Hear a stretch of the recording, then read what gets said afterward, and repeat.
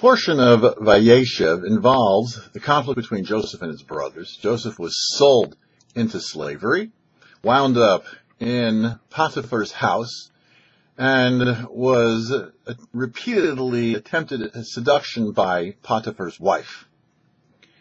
This was a woman who was a very lovely lady and who dressed in an enticing manner. And at one point, she really was able to get to Joseph. But the verse says, Vayimain Yosef. And Joseph refused, and he ran out of the house. Where did he have the strength as a 17-year-old to refuse such advances? So the Medrash says that he reminded himself of the image of his father, who was sitting in his tent, all depressed and weeping of the loss of his son. It says that the word Vayimain has a special constellation. It's called a shelshelis, which means like a chain. He saw that Yaakov had a chain of lineage going back to Abraham. And Joseph would have a chain of lineage from him.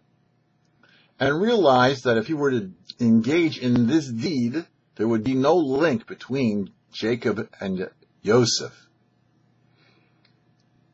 It says that when a person extends just a little bit of fear of heaven, then they're able to overcome obstacles. As the Mishnah says, if there is no fear, there is no wisdom.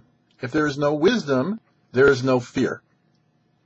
A Jew's fear of heaven is based on his outlook on the world. He looks at the world and says, wow, this is really magnanimous. Look how great the Creator could be. This then spurs the person on to learn more and to develop their intellect so that they come to a higher level of fear of how could I possibly do anything wrong? It would be an embarrassment for the Almighty.